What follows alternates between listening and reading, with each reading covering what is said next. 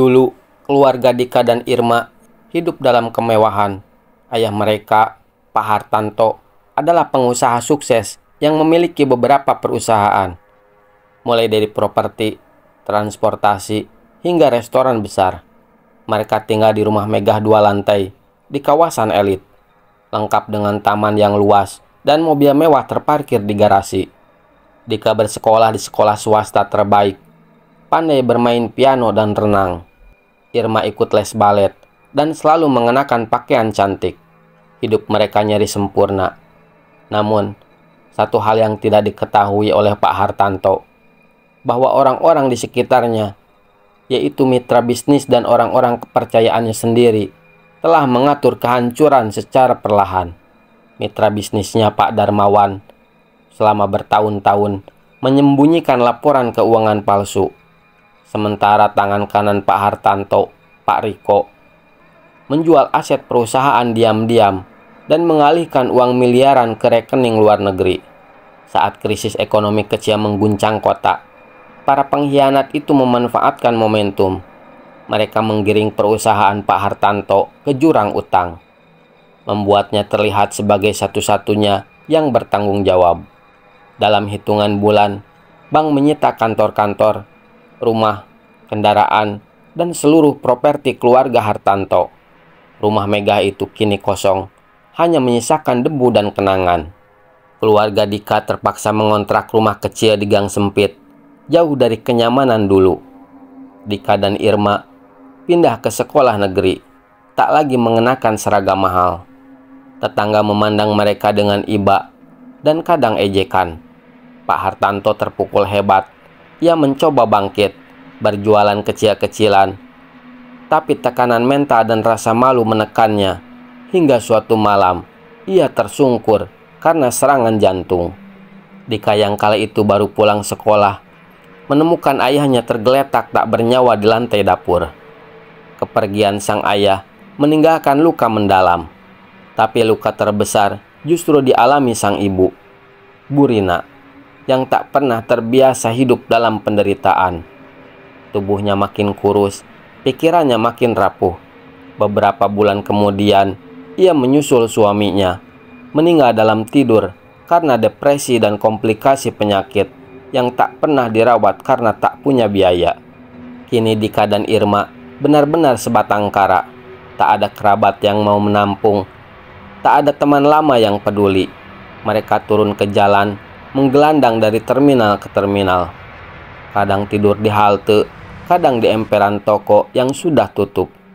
Dika yang dulu mengenakan sepatu kulit dan jas sekolah mahal, kini menggendong gitar kecil rusak, bernyanyi di perempatan demi selembar 2.000. Irma adiknya kadang duduk diam sambil memegang kaleng kosong, memelas pada pengendara yang lewat. Dari anak-anak emas menjadi anak-anak jalanan. Mereka sempat berharap hidup akan membaik, tapi harapan itu hancur saat mereka ditangkap oleh jaringan eksploitasi jalanan dan diserahkan pada 2 preman kejam, yaitu Bimo dan Bima. Bimo dan Bima adalah 2 pemuda preman yang dikenal sebagai kakak beradik bertubuh kekar, bertato penuh dari leher hingga mata kaki. Nama mereka ditakuti di kalangan anak-anak jalanan. Kedua preman itu tidak hanya menguasai perempatan dan lampu merah, tapi juga memperalat puluhan anak-anak kecil untuk mengamen. Mereka seperti bos, sementara anak-anak adalah budak jalanan. Di antara anak-anak itu, ada kakak beradik, Dika 14 tahun dan Irma 10 tahun. Mereka dipaksa ngamen, dipukuli, dipalak, dihina, diperbudak. Dan dari sinilah dendam Dika mulai tumbuh. Jika tak ada pengkhianatan, jika ayah mereka tak dihancurkan oleh orang-orang yang dipercayai, mungkin Dika dan Irma masih hidup bahagia. Mungkin Dika tak akan menjadi gelandangan, tak akan jadi pengamen, dan tak akan hidup di jalanan. Tapi kini semua sudah terjadi. Sebuah penyesalan tidak ada artinya.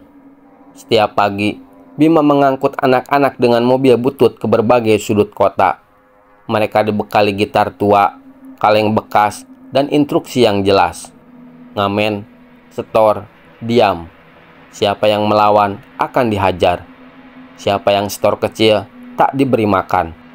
Makanan hanya 1 kali sehari. Nasi bungkus dingin yang seringkali sudah basi.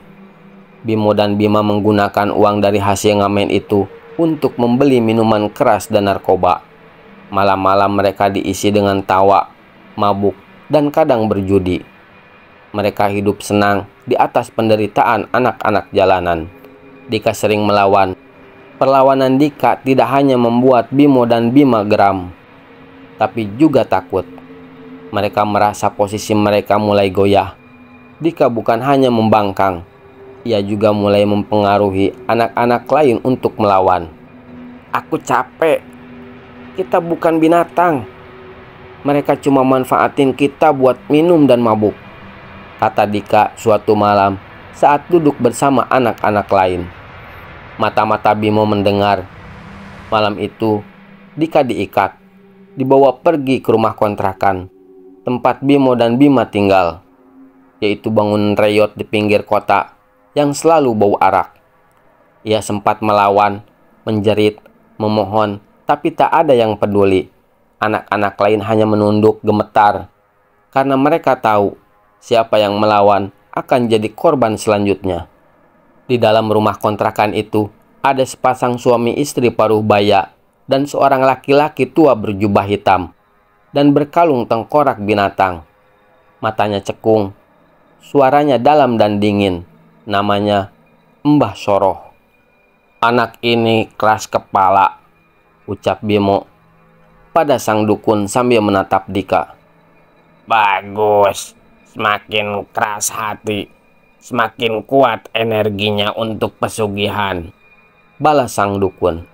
Bimo dan Bima telah lama bersekutu dengan dukun penganut ilmu hitam. Tapi tumba tak bisa sembarangan. Harus anak muda, sehat, dan berani menentang, karena energi pemberontak menyimpan kekuatan roh yang besar. Dika pun dibawa ke mobil oleh dukun dan pasangan suami istri itu, pergi ke sebuah villa mewah di daerah puncak. Dika dimandikan air bunga di atas tikar pandan, lalu dibungkus kain kapan sebelum ditanam hidup-hidup di bawah pohon besar di belakang villa mewah itu. Kematian Dika bukanlah akhir, tapi awal dari kutukan. 3 malam setelah Dika dikubur, hujan turun dengan deras, dibarengi angin kencang. Pohon tempat Dika dikubur roboh mendadak, padahal akarnya besar dan kuat. Warga sekitar villa melapor mencium bau busuk dari tanah yang amblas. Saat digali, kain kapan Dika kosong. Sejak saat itu, satu persatu, mimpi buruk datang. Bimo dan Bima mendengar suara kaleng kecil yang diseret di lantai tiap malam. Suara gitar 2 senar berdenting sendiri di dalam rumah. Dan di cermin, kadang muncul bayangan Dika terbungkus kapan, menatap lurus dengan mata penuh luka. Anak-anak mulai mengaku melihat penampakan pocong Dika berdiri di ujung lorong, membisikkan, "Lawan, lawan, jangan takut, aku kembali." Puncaknya terjadi saat Bima ditemukan tewas dengan tubuh patah-patah, seolah dihantam benda berat. Di dahinya terukir bekas luka membentuk huruf D. Bima mencoba kabur, membawa sebagian uang haram yang ia kumpulkan. Tapi di tengah pelariannya, ia melihat truk melaju ke arahnya, dan tepat sebelum ditabrak, ia mengaku melihat pocong Dika berdiri di tengah jalan dengan tersenyum. Tubuh Bimo hancur tak dikenali. Sejak itu, anak-anak jalanan bebas. Mereka dibawa oleh LSM. Kini mereka diasuh oleh panti asuhan. Irma sering menatap langit malam dari jendela kecil kamarnya. Ia tahu kakaknya belum benar-benar pergi. Setiap kali ia merasa takut, suara kaleng kecil beradu di aspal terdengar dari kejauhan, seperti Dika menjaga dari balik kematian. Irma, adik Dika, menjadi suara keberanian, menceritakan kengerian yang dialami selama bertahun-tahun. Ia juga yang menyampaikan bahwa arwah kakaknya masih ada di sekitar, Mereka percaya Dika kini jadi penjaga, tapi juga pemberi peringatan. Karena masih ada yang mencoba memperalat anak-anak untuk kepentingan kotor. Dan konon mereka yang melakukannya akan diganggu, diteror, hingga menemui nasib seperti Bimo dan Bima. Dendam Pocong Dika masih terus berlanjut. Pada Jumat Kliwon, ia mendatangi pasangan suami istri yang menjadikannya sebagai tumbal. Mereka ditemukan tewas di ruang kerja dengan leher patah seperti dicekik. Di dekat tubuh mereka ditemukan sebuah gitar yang rusak. Mbah Soroh yang memiliki ilmu hitam pun tak bertahan lama. Ia ditemukan tergeletak di sebuah kamar tempat ritual pesugihan dilaksanakan.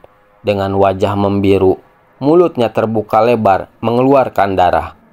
Konon jika kamu melewati atau berada di perempatan itu tengah malam dan mendengar suara gitar rusak berdenting, kau akan melihat bayangan melompat kecil di sudut lampu merah. Dan kau akan mendengar bisikan, "Jangan berniat jahat pada anak-anak kecil itu, karena Pocong Dika tidak akan membiarkanmu hidup."